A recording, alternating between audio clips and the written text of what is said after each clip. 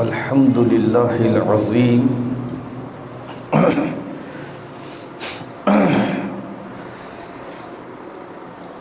الصلاۃ والسلام علی رسولہ الکریم وعلی آلہ واصحابہ العظیم اما بعد قال اللہ تبارک و تعالی یا ایھا الذین آمنوا قوا انفسکم واہلیکم نارا صدق اللہ العظیم ان اللہ وملائکتہ یصلون علی النبی یا ایھا الذین آمنوا صلوا علیہ وسلموا تسلیما الصلاۃ والسلام علیک یا سیدی یا رسول اللہ وعلی آلک واصحابک یا سیدی یا حبیب اللہ الصلاۃ والسلام علیک یا سیدی یا رسول اللہ وعلی آلک واصحابک یا سیدی یا حبیب اللہ اللہم صل وسلم دائما ابدا علی حبیبک خیر الخلق کلہم محمد اشرف الاعراب والعجم محمد خیر من یمشی علی قدم محمد تاج رسول اللہ کاتبۃ محمد صادق الاقوال والکلم محمد ذکرہ روح لانفسنا محمد شکرہ فرض علی الامم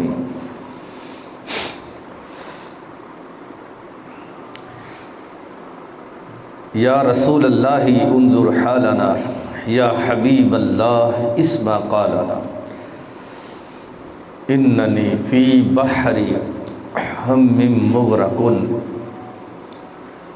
خذ یدی سہل لنا اشقالنا المدد یا پیر کامل المدد آل عبا یک نگاہے گاہے گاہے یا محمد مصطفیٰ اللہم صل وسلم دائما ابدا علی حبیبک خیر الخلق کلہم رب ذوالجلال کی حمد و ثنا حضور سرور کائنات مفخر موجودات زینت بزم کائنات دستگیر جہاں ہم یہ بے کساں حضور قائد المرسلین سید المرسلین خاتم النبیین احمد مجتبیٰ جناب سیدنا حضرت محمد مصطفیٰ صلی اللہ علیہ وسلم کے دربار گوہربار میں ہدیہ درود السلام عرض کرنے کے بعد رب ذوالجلال کے فضل اور توفیق سے آج ہمیں جمعۃ المبارک میں شوال المکرم کے پہلے شرکت کی سعادت حاصل ہو رہی ہے۔ رب ذوالجلال سید عالم نور مجسم شفیع معظم صلی اللہ علیہ وسلم کے عظیم مرتبہ کے طفیل ہم سب کی حاضری کو اپنی بارگاہ اقدس میں شرف قبولیت عطا فرمائے۔ محتشم سامعین، آج کچھ باتیں ادب کے لحاظ سے بھی کرنی ہیں اور کچھ باتیں آج اس لحاظ سے بھی کرنی ہے کہ آیا کہ ادب کس کس چیز کے اندر ہوتا ہے۔ میری دعا ہے خالق کائنات جل جلالہ رسول پاک صلی اللہ علیہ وسلم کے عظیم مرتبہ کے طفیل مجھے حق سچ بیان کرنے کی توفیق عطا فرمائے۔ یہ بات نہایت ضروری ہے۔ جس بندے کا حقیقی معنوں میں رب ذوالجلال سے پیار ہے، اسی بندے کا پیار رسول پاک صلی اللہ علیہ وسلم سے اور دیگر انبیاء کرام علیہ السلام سے بھی ہے،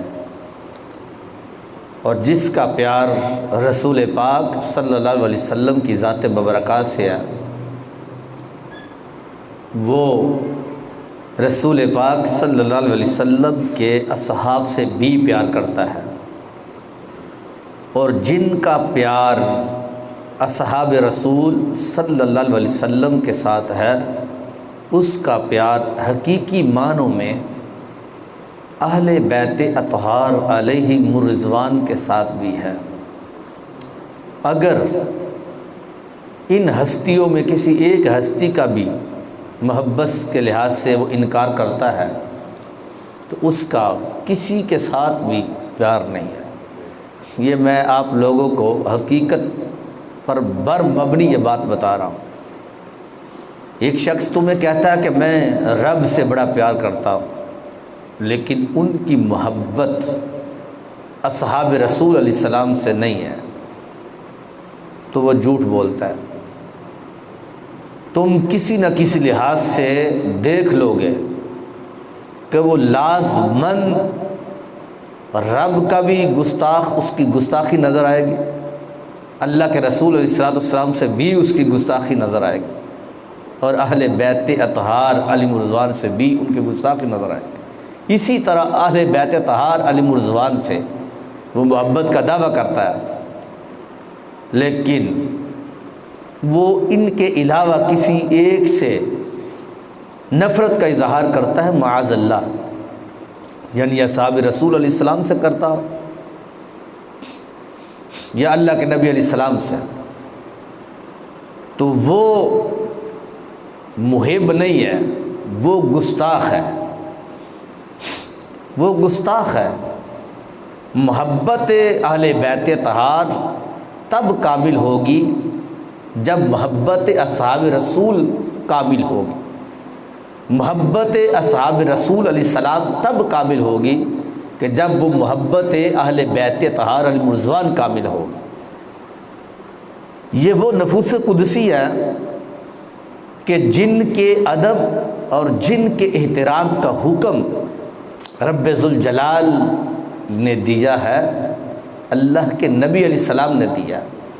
ان کے بارے میں بڑی احادیث موجود ہے کہ نبی پاک علیہ السلام کے نے فرمایا کہ جس نے اہل بیت سے پیار کیا اس نے مجھ سے پیار کیا، جس نے اصحاب رسول علیہ السلام سے پیار کیا اس نے مجھ سے پیار کیا۔ تو اس طرح کی بڑی احادیث ملتی ہے۔ اب ان ہستیوں میں کسی ایک ہستی کا بھی وہ محبت کے لحاظ سے منکر ہے تو وہ کامل ہو ہی نہیں سکتا، وہ گستاخ ہے اللہ کا اور اللہ کے رسول علیہ السلام کا۔ وہ جن سے پیار کا دعویٰ کرتا ہے وہ ان کا بھی گستاخ ہے۔ محبت تب کامل ہوگی کہ سیدنا اصدق الصادقین خلیفہ بلا فصل حضرت سیدنا ابو بکر صدیق رضی اللہ تعالی عنہ سے لے کر حضرت امیر معاویہ رضی اللہ تعالی عنہم تک ہر صحابی سے وہ پیار کرتا ہو۔ حضرت مولا علی رضی اللہ تعالی عنہ سے لے کر رسول پاک صلی اللہ علیہ وسلم کی اولاد پاک، خواہ وہ سیدنا حضرت امام حسن رضی اللہ تعالی عنہ یا حضرت امام حسین رضی اللہ تعالی عنہ یا سیدہ طیبہ طاہرہ حضرت فاطمہ رضی اللہ تعالی عنہ ہو، حضور کا ایک ایک وہ بیٹا جو نسب کے لحاظ سے ہے یعنی اولاد رسول علیہ السلام کے لحاظ سے صحیح العقیدہ وہ بھی ہو، صحیح العقیدہ سید ہو، اس کا وہ احترام نہیں کر لیتا، اس وقت تک وہ پکا مومن نہیں ہو سکتا۔ ادب میرے بزرگوں یہ بہت ایک اہم ترین چیز ہے، میں تمہیں سچ بتا رہا ہوں، بہت اہم ترین چیز ہے۔ اگر ادب نہیں ہے تو تم نمازیں پڑھتے رہو، اگر ادب نہیں ہے تو تم تہجد گزار بنتے رہو، ادب نہیں ہے جو کچھ مرضی کرتے رہو، قبول نہیں ہے۔ مستدرک الحاکم میں وہ حدیث شریف یاد ہوگی آپ کو کہ میں نے کئی مرتبہ آپ کو سنائی ہوئی ہے، رسول پاک صلی اللہ علیہ وسلم نے فرمایا کہ حجر اسود اور مقام ابراہیم کے درمیان کتنی تھوڑی سی جگہ ہے، فرمایا ایک بندہ اس نے ہزاروں سال زندگی وہاں پہ گزاری ہو، اس کے علاوہ وہ باہر نکلا ہی نہیں ہے، وہیں پہ ٹھہرا، رات کو وہ عبادت کرتا رہا اور دن کے وقت وہ روزہ رکھتا رہا، یعنی اتنا پرہیزگار تھا، اتنا پرہیزگار۔ لیکن سید عالم صلی اللہ علیہ وسلم نے فرمایا اس کے دل کے اندر میری اہل بیت اطہار کا پیار نہیں تھا، فرمایا ہزاروں سالوں کی عبادت کو رب ذوالجلال ضائع کر ڈالے گا۔ ادب اتنی اہم ترین چیز ہے، میں تمہیں سچ بتا رہا ہوں، چاہے وہ ادب مسجد کا ہو، چاہے وہ ادب وہ مسجد نبی شریف کا ہو، چاہے وہ حرم شریف کا ہو، چاہے وہ ادب اللہ کے نبی علیہ السلام کا ہو، فرشتوں کا ہو، نبیوں کا ہو، یعنی جس لحاظ سے ان کا ادب اشارتاً ہو یا جو صراحتاً ہو، کسی لحاظ سے بھی ہو، وہ ادب انسان کو وہ بلندیاں دیتا ہے کہ جو بلندی بندے کو شب بیداری بھی دے نہیں سکتی ہے۔ ساری ساری رات وہ بندہ عبادت کرتا رہے تو اس کو وہ نہ دے سکے، سارا سارا دن وہ روزہ رکھتا رہے اس کو وہ قرب جو ہے رب ذوالجلال کا نہیں دے سکے گی کہ جتنا ایک ادب جو ہے رب ذوالجلال اس بندے کو اپنا قرب عطا فرماتا ہے۔ اب دیکھیں ذرا مثال توجہ میری طرف رکھنا، باتیں بڑی قابل توجہ ہے، اختصار سے چونکہ وقت کی بھی کمی ہے۔ اللہ کے نبی جو ہے نا، نبی، اب دیکھنا اس کے متعلقات کیا ہے کہ کس لحاظ سے کن کن چیزوں کا ان لوگوں نے رب ذوالجلال کا ادب کیا، اللہ کی مخلوق کا ادب کیا۔ حضرت سیدنا ابراہیم علیہ السلام کا یہ قول مبارک قرآن کریم کے اندر موجود ہے، 19ویں پارے میں ہے، وَإِذَا مَرِضْتُ فَهُوَ يَشْفِينِ، یعنی نبیوں کا انداز دیکھنا، کیونکہ نبیوں کے محبوب اللہ کی ذات مبارکات ہے، نبی محب ہوتے رب ذوالجلال کی ذات مبارکات کے۔ حضرت ابراہیم علیہ السلام کا یہ قول مبارک موجود ہے، حضرت ابراہیم علیہ السلام نے کہا وَإِذَا مَرِضْتُ فَهُوَ يَشْفِينِ، اور جب میں بیمار ہوتا ہوں تو شفا مجھے وہ دیتا ہے۔ اب اس کے اندر کتنا ایک لطیف نکتہ ہے، کیا ہے کہ رب کریم کی بارگاہ میں کہا جب میں بیمار ہوتا ہوں، بیماری کون دیتا ہے؟ اللہ کی ذات دیتی ہے نا، لیکن اللہ کے نبی کا ادب تو دیکھو، کیونکہ بیماری ایک علالت ہے، ایک انسان کی جسم کے اندر ایک نقص ہے ظاہری طور پر، یعنی ایک کمزوری ہے۔ تو حضرت ابراہیم علیہ السلام نے یہ نہیں کہا کہ مجھے جب وہ بیمار کرتا ہے، کہ میرا رب جب مجھے بیمار کرتا ہے، اب بیماری کی نسبت انہوں نے رب ذوالجلال کی طرف نہیں کی، بیماری کی نسبت اپنی طرف کی، کہا جب میں بیمار ہوتا ہوں، میرے اندر بیماری جب آتی ہے تو کیا ہوتا ہے؟ فرمایا مجھے صحیح کرنے والی ذات رب کی ذات ہے۔ یعنی کتنا ایک محبت بھرا جملہ ہے کہ بیماری کی نسبت اپنے، اللہ کی بیماری تو اللہ کی طرف سے ہوتی ہے، سرکار مدینہ صلی اللہ علیہ وسلم خود فرماتے ہیں کہ جس بندے کو بیماری لاحق ہوتی ہے اللہ اس کے درجے بلند کرتا ہے، لیکن اللہ کے نبیوں کا تقوی اور رب کریم سے محبت دیکھو کہ بیماری کی نسبت جو ہے حضرت ابراہیم علیہ السلام نے رب کی طرف نہیں کی۔ کہا اے اللہ جب میں بیمار ہوتا ہوں تو مجھے شفا بھی میرا رب دیتا ہے، مجھے صحیح وہی، اب صحیح کی نسبت جو ہے وہ رب کریم کی طرف کر ڈالے، اور جو نکاحت کمزوری ضعیف پن کی جو نسبت تھی وہ اللہ کے نبی علیہ السلام حضرت ابراہیم علیہ السلام نے اپنی طرف کاٹ ڈالی۔ کیوں؟ فرمایا یہ محب کا انداز ہوتا ہے، وہ کمزوری کبھی بھی وہ اپنے محبوب کی طرف نہیں کرتا، وہ کمزوری اپنی طرف کرتا کہ میرے اندر کمزوری ہے جس کی بنیاد پر یہ ایسا ہوا ہے، وگرنہ میرا محبوب تو وہ محبوب ہے جب بھی میرے اوپر کرتا ہے وہ آسانیاں ہی آسانیاں فرما دیتا ہے۔ سید عالم صلی اللہ علیہ وسلم کا یہ جملہ بھی ایک موجود ہے کہ جس وقت رسول پاک صلی اللہ علیہ وسلم غار حرا میں پہنچے، آپ تو غار حرا میں پہنچتے حضرت سیدنا صدیق اکبر رضی اللہ تعالیٰ عنہ پریشان ہوئے کہ دشمن پیچھے آگے اوپر بھی کھڑے ہیں۔ تو رسول پاک صلی اللہ علیہ وسلم کا کیا جملہ تھا جو قرآن کے اندر موجود ہے، رب کریم نے اسی طرح وہ آیت نازل فرما دی۔ اب وہ جملہ کیا تھا؟ جب سیدنا صدیق اکبر رضی اللہ تعالیٰ عنہ پریشان ہوئے کہتے ہیں، سرکار نے ارشاد فرمایا ان اللہ معنا، صدیق پریشان تو کیوں ہوتا ہے، بے شک اللہ ہمارے دونوں کے ساتھ ہے۔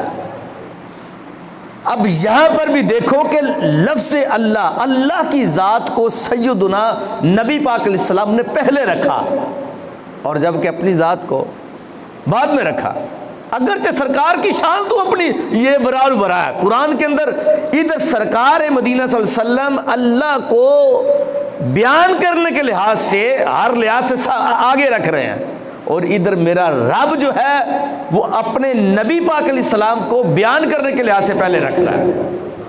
قرآن کے اندر موجود ہے من یطع الرسول فقد اطاع اللہ، اور ادھر کیا ہے ان اللہ معنا، ادھر ہے من یطع الرسول، فرمایا جس نے اطاعت کی میرے رسول کی اس نے اطاعت کی میری، یعنی اللہ کی اس نے اطاعت کی۔ اور ادھر نبی پاک علیہ السلام کیا کہتے ہیں ان اللہ معنا، کہ بے شک صدیق اللہ ہمارے ساتھ ہے۔ تو پتہ چلا رب کریم نبی پاک علیہ السلام کا محب ہے اور میرے نبی علیہ السلام رب کے محب ہے۔ اللہ کریم نبی پاک علیہ السلام کا محبوب ہے اور نبی پاک علیہ السلام کی ذات مبارکات رب کریم کی محبوب ہے۔ تو یہ نبیوں کا ادب ہوتا ہے کس انداز سے کہ جب اپنے محبوب کا ذکر کرتے ہیں، رب کریم اپنے محبوب کا ذکر کرتا ہے تو رب کریم اپنے محبوب کا پہلے نام لیتا ہے، اور جب نبی پاک علیہ السلام اپنے محبوب یعنی رب کریم کا ذکر کرتا ہے تو رب کا نام پہلے لیتے ہیں۔ یہ ہے محبت کا انداز اور اس کو بیان کرنے کا انداز۔ اب دیکھیں تھوڑا سا آگے چلتے ہیں۔ اب یہاں پر امام رازی نے بھی اس کو لکھا ہے کہ جس وقت سیدنا نبی پاک علیہ السلام نے اللہ کریم کا نام سامنے آگے رکھا ان اللہ معنا، بڑی قابل توجہ بات ہے کہ بے شک اللہ ہمارے ساتھ ہے، تو رب کریم نے اپنے نبی علیہ السلام کو پتہ کیا برکت دی؟ اللہ کریم نے اپنے نبی علیہ السلام کو یہ برکت دی کہ میرے نبی ہم نے تمہاری قوم کو شرک سے بچا لیا ہے، کہ جس نے ایک مرتبہ کلمہ شریف پڑھ لیا اب وہ شرک نہیں کرے گا۔ بخاری شریف میں ہے کہ نبی علیہ السلام نے فرمایا واللہ انی ما اخاف علیکم ان تشرکوا بعدی، فرمایا اللہ کی قسم اٹھا کر کہتا ہوں، فرمایا میرے بعد میری امت شرک نہیں کرے گی۔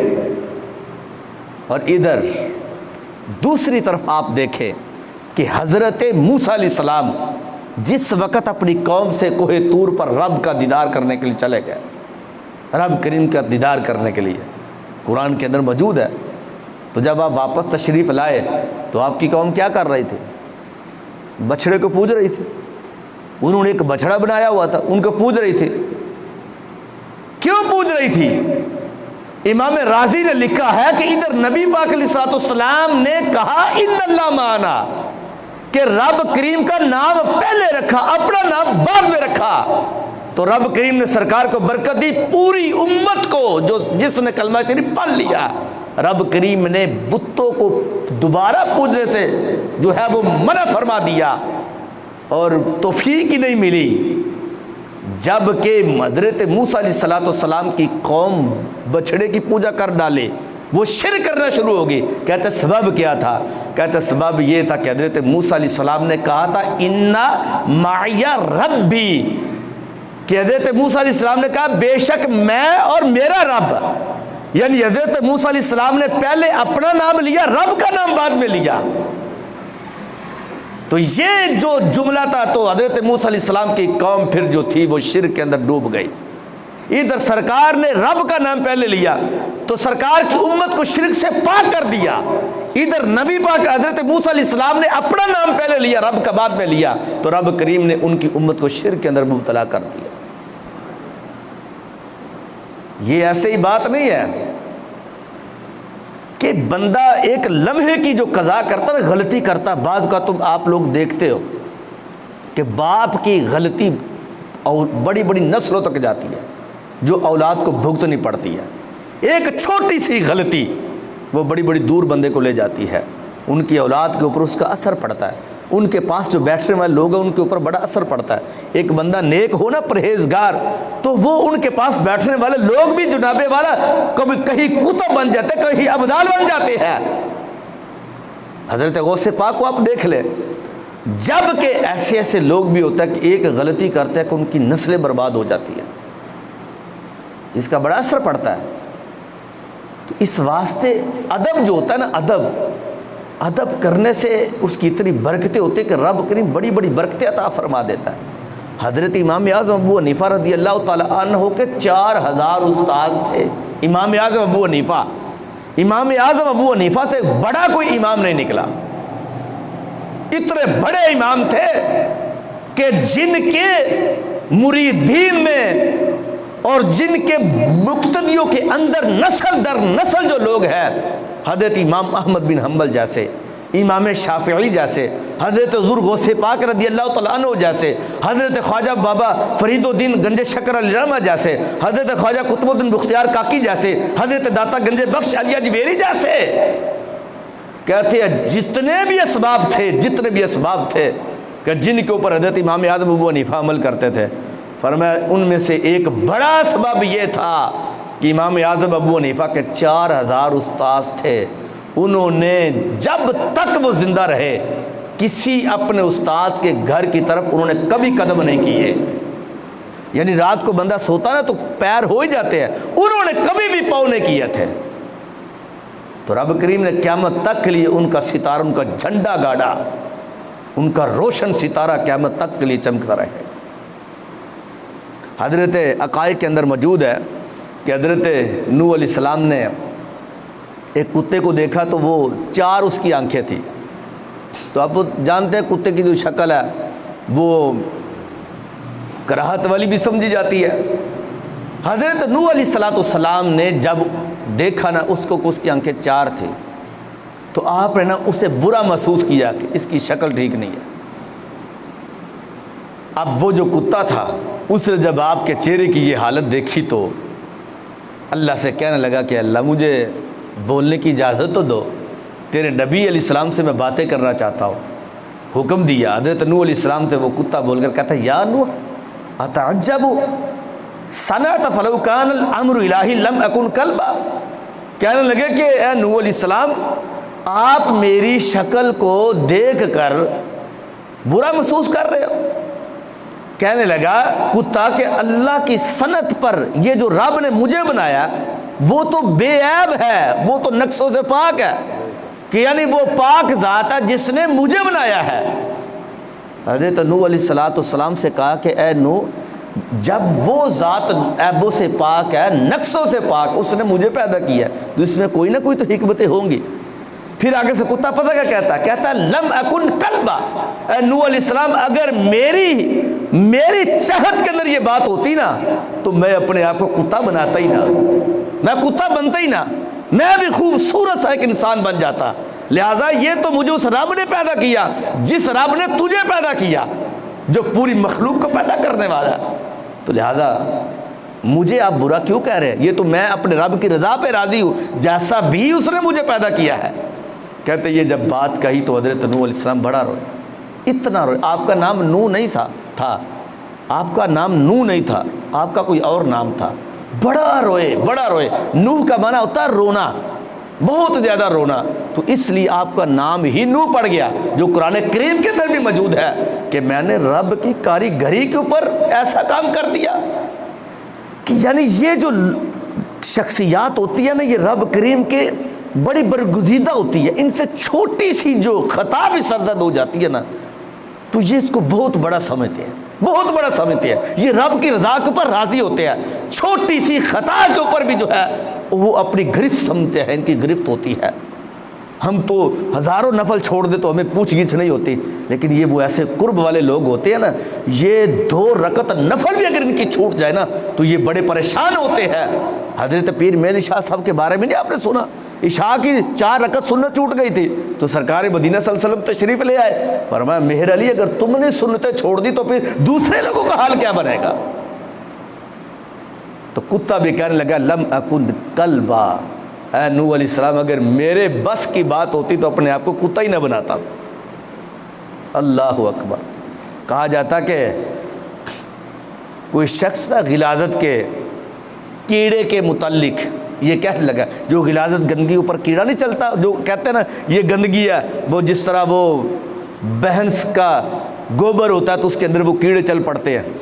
تو وہ ایک بندہ گزر رہا تھا اس کے اندر سے، یہ حکایت باقاعدہ لکھی ہے. وہ گزر رہا تھا تو گزرتے گزرتے اس نے کہہ دیا کہ اس کیڑے کو پیدا کرنے کا کیا مطلب تھا؟ یہ غلیظ ہے، شکل بھی بری ہے اس کی، اور نہ اس سے کوئی خوشبو آتی ہے، بدبو ہی آتی ہے، اس کو پیدا کرنے کا کیا مطلب تھا؟ اچھا وہ بندہ رئیس آدمی تھا، وہ گھر میں آ گیا، بیمار پڑ گیا، ایسی بیماری اس کو لگ گئی کہ جو اس کو دوا دی جاتی تو وہ مرض بڑھتا جاتا.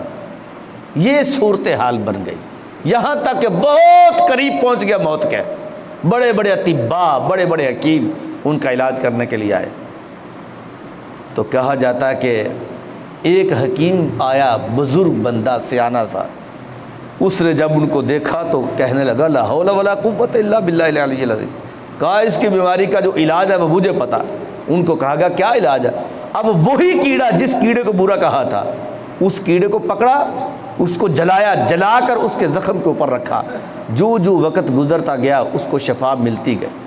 جب اٹھ کے بیٹھ گیا، چلنا پھرنا شروع ہو گیا، تو کسی نے کہا کہ یہ کیا بیماری تھی کہ جس کی بنیاد پر پوری دنیا کے جو اس وقت کے زمانے کے عقابات ہیں وہ بھی جواب دے گئے.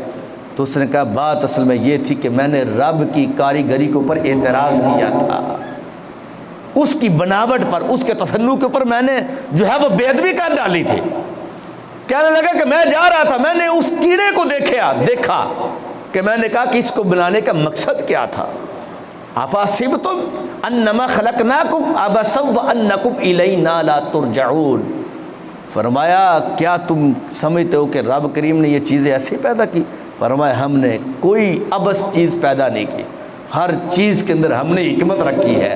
یہ جو تم کتے سمجھتے ہو کہ ان کی شکلیں خوبصورت نہیں ہے، فرمایا ہم نے ان کے اندر بھی حکمت رکھی ہے. یہ غلاظت والا جو کیڑا ہے ہم نے اس کے اندر بھی حکمت رکھی ہے. یہ چھوٹا سا تنکا جو ہے جس کو اپنے پاؤں کے نیچے رون دیتے ہو، فرمایا ہم نے ان کے اندر بھی حکمت رکھی ہے. بات صرف اتنی ہے کہ انسان کی عقل کے اندر نہیں آ سکتی، انسان کی عقل کے اندر نہیں آ سکتے. تو وہ کہنے لگا کہ میں نے اس کیڑے کے اوپر اعتراض کیا تھا.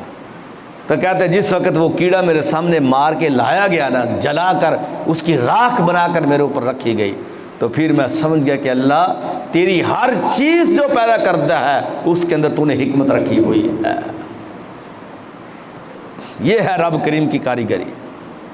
اللہ اکبر. حضرت علامہ دمیری نے، بہت بڑے بزرگ گزرے ہیں، امام ہیں، حیات الحیوان میں لکھتے ہیں کہ یہ جو غلاظت کا کیڑا ہوتا نا، اس کی بھی یعنی دیکھیں اصل میں ہمارے جو رسائی نہیں ہے، کبھی توجہ ہی ہم نے نہیں کی ان چیزوں. صحابہ کرام علیہ رضوان ہوتے تو جو ہمارے بزرگان دین پہلے گزر گئے یا اس وقت بھی چھپے ہوئے جو لوگ ہیں رب کریم کے برگزیدہ، وہ اللہ کریم کی ہر چیز کو دیکھتے رب کا شکر ادا کرتے ہیں.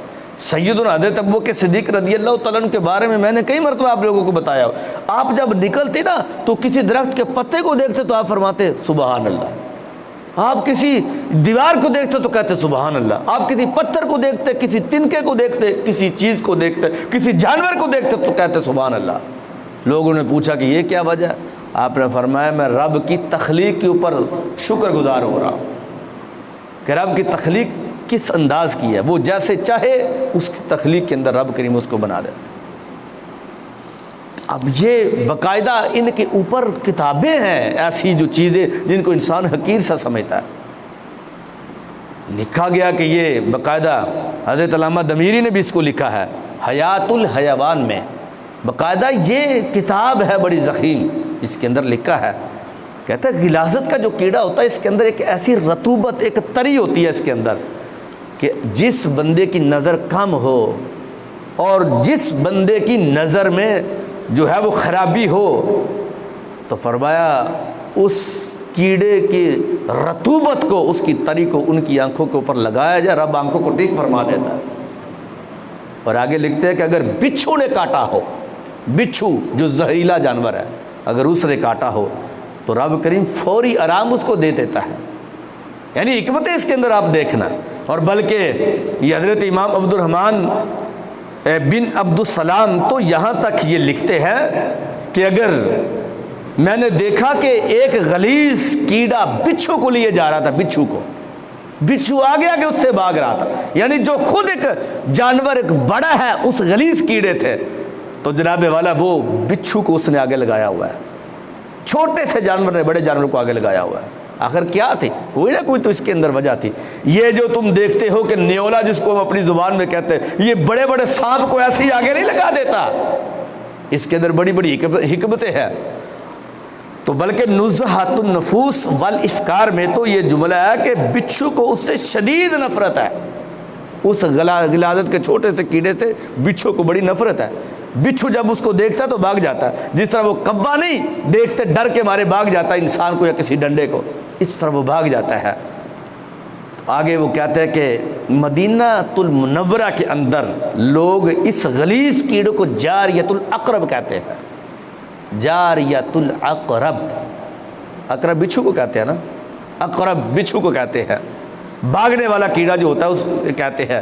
کہتا ہے جس بندے کو فالج ہو یا پرانا بخار اتر ہی نہ رہا ہو اور یہاں تک کہ کسی کو بچھو نے کاٹا تو کہنے لگے کہ غلیظ جو کیڑا، جس کو غلیظ گندا کیڑا کہتے ہیں، گوبر میں رہنے والا، پر اس کو اس جگہ پہ لگا دو، رب کریم اس کو شفا عطا فرما دیتا ہے تو وہ غلیظ ہے، گندگی کے اندر رہنے والا، لیکن رب نے دیکھو شفا کس کے اندر رکھی ہوئی ہے۔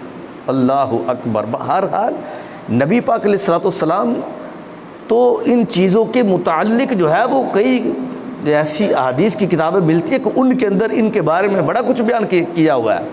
یہ جو ٹڈیاں ہیں جو پہلی قوموں کے اوپر جو عذاب آیا تھا، اب ٹڈیوں کے بارے میں نبی پاک علیہ الصلوۃ والسلام کی کئی حدیث موجود ہے۔ فرماتے ہیں یہ جو غلیظ کیڑا ہے نا، اس کو باندھ کر اس کو درختوں کے اوپر لٹکا دیا جائے تو کبھی بھی وہ درخت جس محلے کے یا جس کھیت کے اندر ہوتا ہے تو کہتے ہیں ٹڈیوں کا حملہ اس جگہ پر نہیں ہو سکتا۔ اب یہ جو ذمہ دار لوگ ہیں یہ جانتے ہیں کہ یہ ٹڈیوں کا حملہ کیا ہے۔ آج کے نوجوانوں کو تو اگرچہ اس کا علم نہیں ہے، لیکن یہ ٹڈیوں کا حملہ جو ہوتا ہے آپ لوگ بھی جانتے ہیں، یہ جن فصلوں کے اندر سے یہ گزرتی ہے، یہ اس کا لشکر جو گزرتا ہے، یہ لاکھوں کروڑوں کی تعداد کے اندر یہ ہوتی ہے، تو وہ جس جگہ سے گزرتا سبزہ وہاں پر رہتا ہی نہیں ہے۔ جیسے یجوج مجوج قوم گزرے گی تو پانی نہیں رہے گا، اور اسی طرح وہ سارا سبزہ تباہ و برباد کر ڈالے گی۔ اسی طرح یہ ٹڈیاں جو ہوتی ہے یہ جس کھیت سے گزرتی ہے وہ کھیت جو ہے وہ سبز نہیں رہتا۔ تو کہنے لگے کہ یہ جس جگہ پہ یہ کیڑا رکھا جائے، یعنی وہ ٹڈیاں کہ جن کو ہزار جتن کرنے سے بھی وہ ٹڈیاں بھاگتی نہیں ہیں، جبکہ یہ کیڑا ایک رکھنے سے، چند کیڑے وہاں پر لٹکانے سے یہ ٹڈیاں وہاں سے بھاگ جاتی ہیں، اس کھیت کے اندر نہیں آتی۔ اتنا اثر ہے ان کے اندر۔ اب دیکھیں، ایک بعد نے یہ نبی بھی کہا ہے اور بعد نے یہ ایک اس وقت کے صحابی یا ولی جو ہے ان کا تذکرہ کیا ہے۔ حضرت عزیر علیہ السلام کا ذکر آتا ہے قرآن کریم کے اندر، یہ موجود ہے کہ یہ نا ایک جب یہ بیت المقدس فلسطین میں پہنچے نا تو بیت المقدس کی آبادی کو دیکھا کہ وہاں پر کھنڈرات تھے، بیابان، جنگل، اس طرح یعنی وہ بستی تباہ و برباد نظر آ رہی تھی۔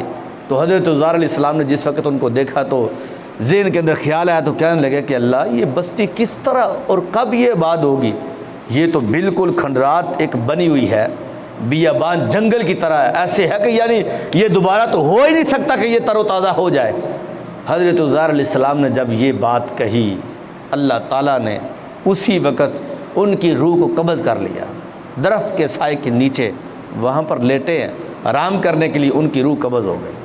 جب روح قبض ہوئی نا، کہا جاتا کہ ان کا ایک بیٹا تھا، وہ آپ سے 50 سال بڑا تھا، یعنی بیٹا باپ سے 50 سال بڑا تھا۔ وجہ اس کی یہ بیان کی تھی کہ جب یہ انہوں نے اس معاملے میں اعتراض کیا نا تو وہاں پر لیٹ گئے، لیٹے تو روح قبض ہو گئی، تو اسی سال اسی وقت اللہ کریم نے ان کے بیوی کے ہاں یہ بیٹا پیدا کیا تھا۔ تو آپ جب 100 سال کے بعد آپ نے آنکھیں کھولی نا تو روح جب داخل کی گئی تو وہ روح سر کی طرف سے داخل کی گئی۔ اب جب سر کی طرف روح داخل کی گئی تو کیا دیکھتے ہیں کہ وہ جو روح داخل ہو رہی ہے تو دیکھا کہ وہ جو کھنڈرات تھے، بستی تباہ و برباد خستہ حالت میں تھی، وہ ایک بہت خوبصورت ایک نیا شہر آباد ہو چکا ہے۔ بڑا حیران ہوئے تو رب کریم نے ان سے پوچھا کہ اے عزیر علیہ السلام، آپ بتاؤ آپ کتنی دیر لیٹے ہو، یہاں پر ٹھہرے ہو؟ کم لبثت، تو حضرت عزیر علیہ السلام نے آگے سے کہا قال لبثت یوما او بعد یوم، اے اللہ میں ایک دن لیٹا ہوں یا میں آدھا دن لیٹا ہوں، بس اتنا سا ہے، اس سے زیادہ میں نہیں لیٹا۔ تو رب کریم نے فرمایا نہیں، قال بل لبثت 100 عام، فرمایا عزیر ہم نے تمہیں اس جگہ پہ ایک پورا 100 سال لٹایا ہے۔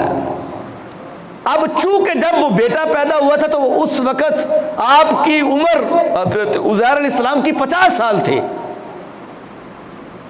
تو جب آپ دوبارہ زندہ ہوئے تو 100 سال کے بعد زندہ ہوئے، تو عمر 150 سال ہو گئی، 150 سال ہوئی تھی نا، لیکن رب کریم نے 150 سال نہیں رکھی، آپ نے ان کو اسی 50 سال کی عمر میں ہی آپ کو زندہ کیا جبکہ آپ جوانی میں تھے، اور آپ کا بیٹا اس وقت 100 سال کا ہو چکا تھا۔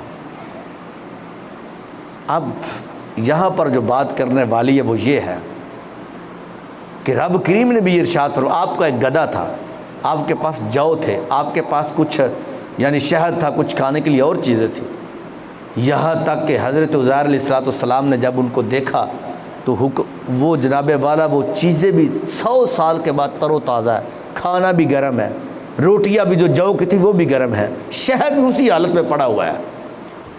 تو رب کریم نے فرمایا کہ میرے عزیر علیہ السلام میں تو وہ رب ہوں کہ جو 100 سال کے بعد بھی نہ تمہارے جسم کو خراب ہونے دیتا ہوں، نہ تمہارے کھانے کو بوسا ہونے دیتا ہوں۔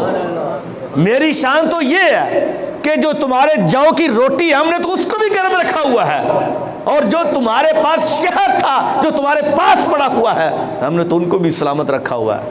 تو فرمایا یہ بستی کو دوبارہ نئے سرے سے آباد کرنا یہ ہمارے لیے کیا چیز مشکل ہے، پورا کا پورا علاقہ وہ آباد تھا۔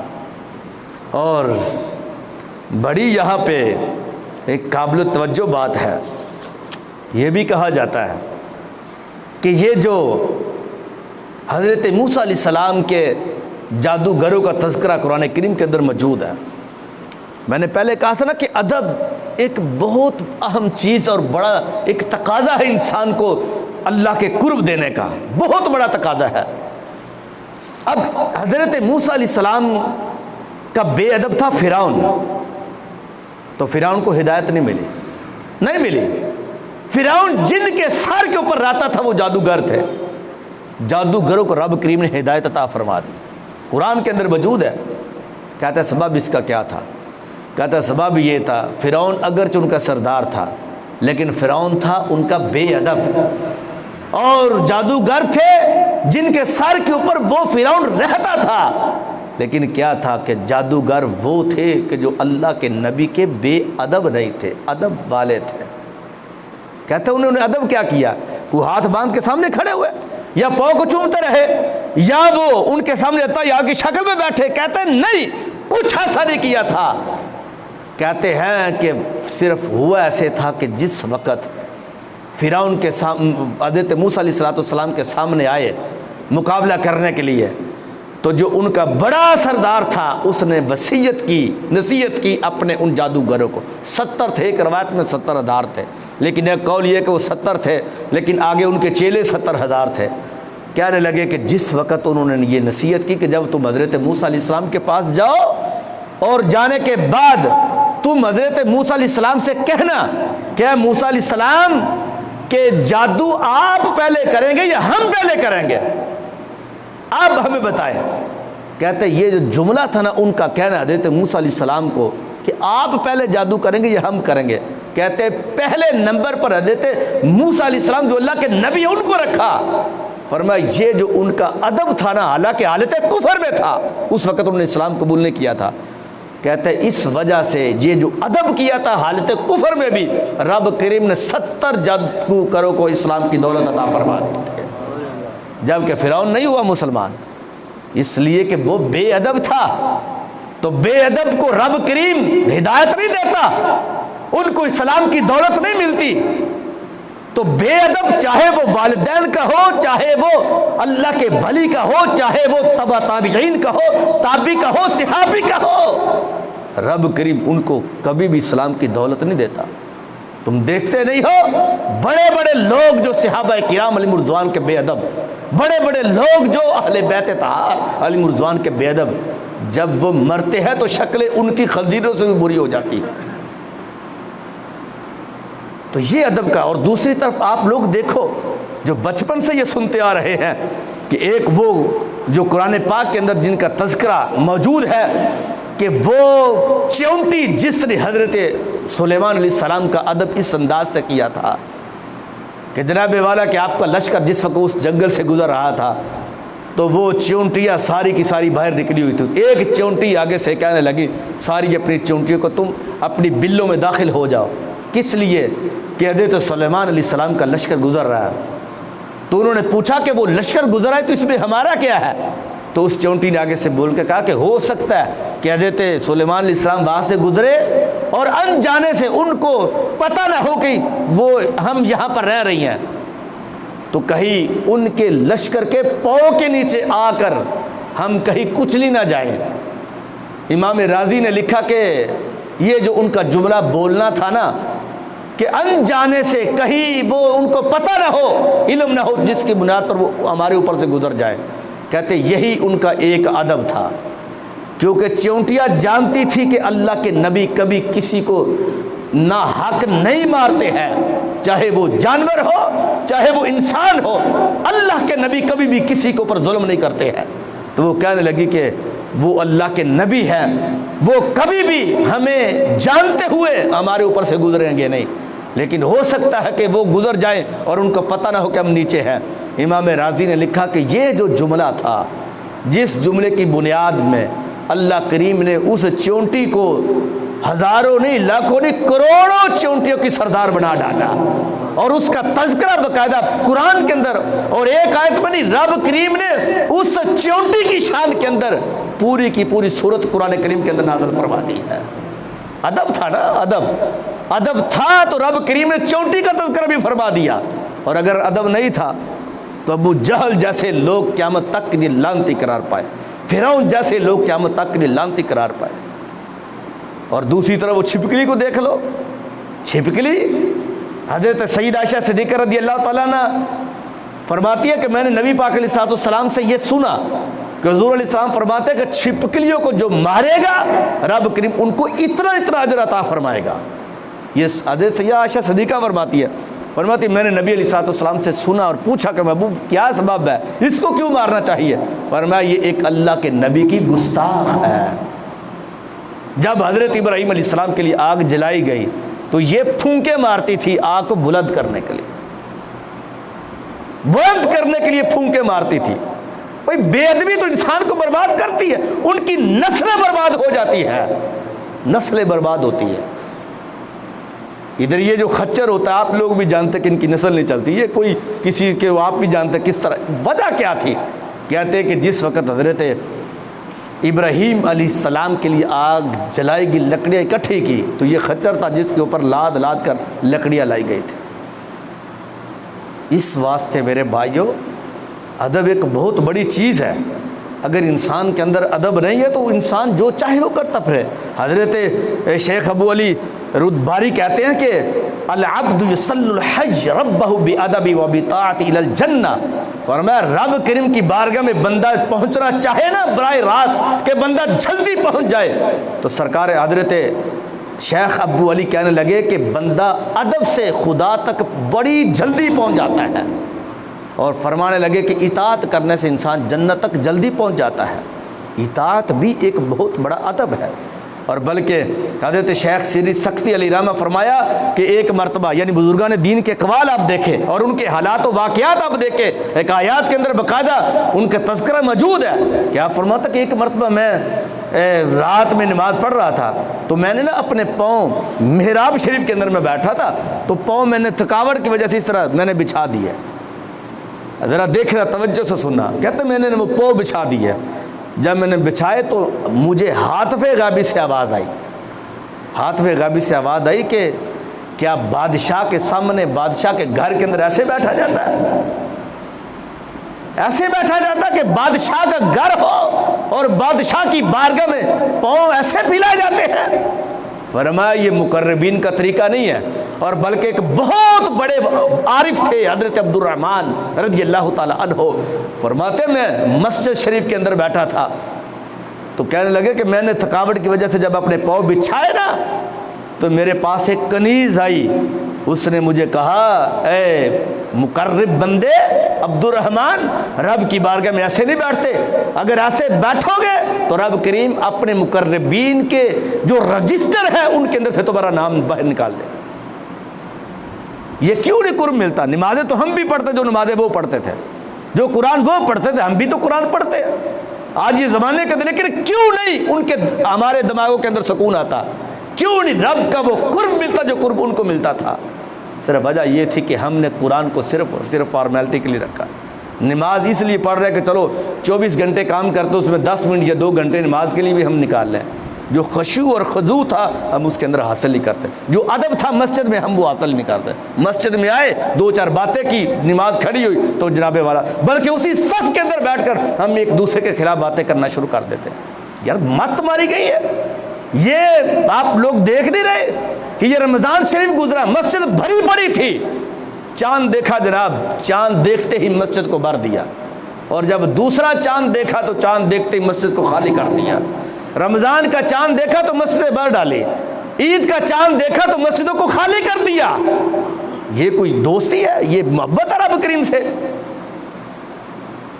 بلکہ صوفیاء نے تو اس کو منافقت قرار دیا کہ شیطان جب باندھا گیا تو تم جناب والا کہا جی اب ٹھیک ہے، اور جب شیطان کھلا تھا تو تم نے شیطان کا مقابلہ نہیں کیا، جی میں دشمن سے تب لڑوں گا جب ان کے ہاتھ باندھ دو۔ یہ بہادری ہے؟ یہ کوئی بہادری ہے؟ جس طرح آج لوگ اپنی بیوی کے اوپر ظلم کرتے ہیں، ان کو مارتے ہیں، تمہارے تو بزرگ کہتے ہیں کہ عورت کو مارا چاہے دیوار کو مارا ایک ہی بات ہے۔ یہ بہادری یہ نہیں ہے کہ بندہ اس کے ہاتھ بندے ہوئے ہوں، جی باندھو اس کے ہاتھ تو تب میں جناب ان سے جنگ کروں گا۔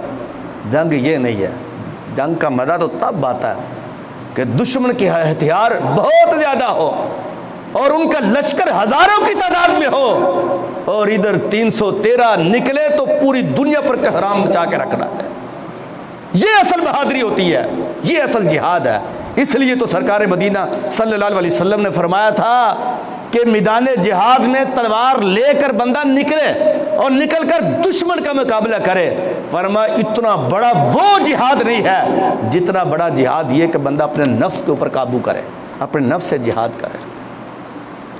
یہ ہے، اور حقیقت یہ حضرت بائی بستامی فرماتے ہیں، داتا صاحب کے پیر علی رحمہ، آپ فرماتے ہیں مجھے کسی بندے نے بتایا کہ فلاں جگہ پر ایک عابد رہتا بہت بڑا، یعنی وہ بہت بڑا ولی ہے، ولایت کے مقام پر فائز ہے۔ فرماتے ہیں میں جب گیا نا، ارادہ بنا چلو میں دیکھتا ہوں کہ اس ولی کی زیارت کرنی چاہیے۔ کہتے جب میں پہنچا تو دیکھا جناب اس نے تھوکا، اور تھوکا بھی کس طرف؟ حرم کعبہ شریف کی طرف، جس کو ہم دھیان رکھتے ہی نہیں ہیں۔ کہتے اس نے حرم کعبہ کی شریف کی طرف تھوکا نا، تو میں نے اس سے سلام بھی نہیں لیا، واپس آ گیا۔ مجھے لوگوں نے پوچھا کہ یہ کیا وجہ ہے؟ کہنے لگے کہ جس بندے کو شریعت کی پاسداری نہیں ہے، حرم شریف کی جس کی طرف وہ بندہ منہ کرتا ہے، جس کو اس کی پاسداری نہیں ہے، تو میں ان سے کیوں جا کر سلام کروں، کیوں کیوں اس کے ہاتھ چوموں، کیوں اس کے میں پاؤں چوموں؟ سید عالم صلی اللہ علیہ وسلم نے ارشاد فرمایا، آقا علیہ السلام فرماتے ہیں جس بندے نے حرم کعبہ شریف کی طرف منہ کر کے تھوکا، یہ نہیں تھا کہ صرف حرم شریف میں بندہ تھا تو وہاں پر تھوکا یا مکہ شریف میں، نہیں، فرمایا دنیا کے کسی کونے کے اندر بھی وہ بندہ موجود تھا، حضور علیہ السلام ارشاد فرماتے ہیں کہ اس نے اس کی طرف منہ کر کے تھوکا، کل قیامت والے دن وہی تھوک اس بندے کی پیشانی پر گرم گرم لگایا جائے گا، اور پورے میدان محشر میں یہ اعلان کیا جائے گا کہ یہ وہ بندہ جس بندے نے حرم شریف کا احترام نہیں کیا تھا، یعنی اتنی بدنامی قیامت والے دن، بے عزتی ہو۔ آپ اندازہ اس سے لگا لیں، یہ تبیان القرآن کے اندر یہ حدیث پاک موجود ہے کہ نبی پاک علیہ السلام نے مسجد نبی شریف میں تشریف لائے تو دیکھا کسی بندے نے یعنی تھوک پھینکنے کا انداز اس طرح تھا بلغمی کہ وہ نہ حرم کعبہ شریف کی طرف تھوکا ہوا تھا اس نے۔ صحابہ کہتے حضور اتنا پریشان ہوئے، پریشانی میں آپ کا چہرہ مبارک زرد ہو گیا، یہاں تک کہ حضور نے اپنی چادر مبارک جو بڑی پاک مقدس چادر ہے، اپنی چادر مبارک، حضور اتنا پریشان ہوئے، صحابہ کہتے ہیں ایسے تھا کہ جیسے سرکار مدینہ صلی اللہ علیہ وسلم کے ساتھ ہم نہیں ہیں، سرکار اکیلے ہی ہیں، یعنی اتنا سرکار نے اپنے آپ کو بنایا، اتنا پریشان ہوئے۔ حضور نے اپنی چادر مبارک اتاری اور اتار کر اس جو تھوک حرم کعبہ شریف کی طرف سے تھا، طرف پھینکا ہوا تھا، سرکار نے اس کو اپنی چادر کے ساتھ صاف کر دیا، یعنی اتنی محبت ہی نبی پاک علیہ السلام کی ان کے ساتھ، آپ اس سے اندازہ لگا لیں۔ اللہ اکبر۔ حضور فرماتے ہیں قیامت والے دن اس بندے کا حال یہ ہوگا، اس بندے کا حال یہ ہوگا کہ اس کا تھوک جو ہے اس کی پیشانی کے اوپر گرم گرم کر کے لگایا جائے گا۔ آخری بات ختم کرنے لگا، یہ ہے حرم کعبہ شریف کہ جس کی اتنی شان ہے کہ سرکار ان سے بڑا پیار کرتے ہیں۔ سرکار حرم شریف کو یاد کر کر کے جب مدینہ شریف میں ہے تو سرکار رویا کرتے تھے، اور الاعیانہ کے اندر یہ روایت موجود ہے، حضرت امام عبد الرحمن کہنے لگے کہ وہ ذات ہے حرم شریف جس رب کا ہے، اس کا احترام سرکار نے کیا، تو فرمایا میرے نبی علیہ السلام وہ ہے جو کعبے کی بھی کعبہ ہے۔ فرمایا اتنی بڑی ذات، انہوں نے نا بڑی ایک تفصیل کے ساتھ احادیث لکھی، آخر کے اندر جو انہوں نے ایک جملہ لکھا وہ میں آپ کو سنانے لگا ہوں۔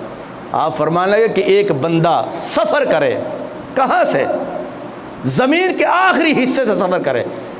کیسے سفر وہ کرے؟ پیدل چل کے آئے؟ کہا نہیں۔ جہاز کے اوپر ہے؟ کہا نہیں۔ کہا کہ وہ بندہ یجیء علی رأسہ، وہ اپنے سر کے بل چل کے آئے، یعنی پاؤں کے ساتھ نہیں، وہ سر نیچے کرے اور سر کے ساتھ وہ چل کے آئے، یعنی اتنی طاقت رکھتا ہو کہ وہ سر کے ساتھ چل کے آئے۔ کہتے او علی بصرہ، یا وہ اپنی آنکھوں سے چل کر وہ آئے، کس لیے؟ کہنے لگے کہ لزیارت النبی صلی اللہ علیہ وسلم، نبی پاک علیہ السلام کے روضہ پاک کی زیارت کے لیے وہ آئے۔ تو آگے سے پتہ کیا جملہ لکھتے ہیں، کہتے وہ اپنے آنکھوں کے ساتھ چل کے آئے یا سر کے بل چل کے آئے، اور کہاں سے آئے؟ کہتے زمین کے دوسرے کونے سے وہ چل کر آئے۔ فرمایا وہ نبی پاک علیہ السلام کے حرم شریف کے لیے آئے اور کہے کہ میں نے حق ادا کر دیا۔ حضرت امام عبد الرحمن کہنے لگے کہ اس نے ایک لمحے کا بھی حق ادا نہیں کیا ہے۔ اتنی وہ پاک بارگاہ سرکار کی، اتنی پاک بارگاہ ہے کہ ایک لمحے کے لیے بھی وہ کہے کہ میں نے حق ادا کیا، اور چلے بھی آنکھوں کے ساتھ اور چلے بھی وہ سر کے بل۔ یہ ایسا نہیں ہے۔ اس لیے میرے بھائیوں، میں تمہیں حرف آخر یہ بتا رہا ہوں، ہر چیز سے پہلے سیدنا عمر فاروق نے بھی کہا تھا، سرکار نے فرمایا تھا عمر تمہیں کس سے زیادہ پیار ہے؟ تو انہوں نے کہا تھا مجھے اپنی جان کے بعد سب سے زیادہ پیارے میرے نبی آپ لگتے ہو۔ تو سرکار نے فرمایا ابھی تو تمہارا ایمان مکمل ہی نہیں ہوگا۔ تو سرکار مدینہ صلی اللہ علیہ وسلم سے فوراً کہنے لگا کہ محبوب پھر مجھے آپ جان سے بھی زیادہ عزیز ہو۔ تو حضور نے فرمایا کیا جملہ بولا تھا؟ کہا لا یؤمن احدکم حتی اکون احب الیہ من والدی وولدہ والناس اجمعین۔ فرمایا اس وقت تک بندہ مسلمان ہو ہی نہیں سکتا ہے جب تک کہ مجھے اپنے آپ سے، اپنے ماں سے، اپنے باپ سے، اپنی اولاد سے، یہاں تک کہ والناس اجمعین، پوری کائنات کے لوگوں سے زیادہ عزیز نہیں سمجھ لیتا ہے۔ یہ جو لوگ اپنے لیڈروں کی خاطر جو ہے وہ، یا جس طرح مناسب تو نہیں سمجھتا ایسے پلیدوں کا نام بھی لیا جائے کہ لوگ اپنے لیڈروں کی خاطر سرکار کے مسجد نبی شریف کی حرمت میں حرمت نہیں رہی ہے۔ آگے وہ دلیلیں دے رہے ہیں جی وہ بھی تو گئے تھے، ان کے بھی تو نعرے لگے تھے، دوسری پارٹی والے گئے تھے، ان کے بھی تو نعرے لگے تھے۔ تو ہم کہتے ہیں پاگل، جو حکم ابو جہل کے لیے تھا وہی حکم ولید بن مغیرہ کے لیے بھی ہے، جو حکم اس پارٹی کے لیے تھا وہی حکم تمہاری پارٹی کے لیے بھی ہے۔ تم اپنے لیڈر کو اور پارٹی کو نہ دیکھو، تم اس لیڈر کو دیکھو جس لیڈر نے آ کر تجھے قبر کے اندر سے بچا لینا ہے، اور جس کی وجہ سے حضرت آدم علیہ السلام سے لے کر حضرت عیسیٰ علیہ السلام تک جتنے نبی ہیں سب ان کی طرف متوجہ ہو کہ جنت میں داخل کر دیے جائیں گے۔ اس کی طرف دیکھو۔ یہ دنیا کے لیڈروں کو، یہ لوگ تو جب تم ان کے دروازے پر جاؤ یہ اپنے دروازے کو بند کر لیتے ہیں، کہتے جی ابھی تو جناب والا بس سوئے ہوئے ہیں۔ ان کی طرف نہ تم دیکھو، اپنے محبوب کی طرف دیکھو کہ جس کی وجہ سے رب نے تجھے چھوڑنا ہے۔ اللہ کریم کے حضور دعا ہے خالق کائنات جل جلالہ مجھے اور آپ لوگوں کو سرکار کی پکی سچی محبت عطا فرمائے۔ وما علیہ الا البلاغ۔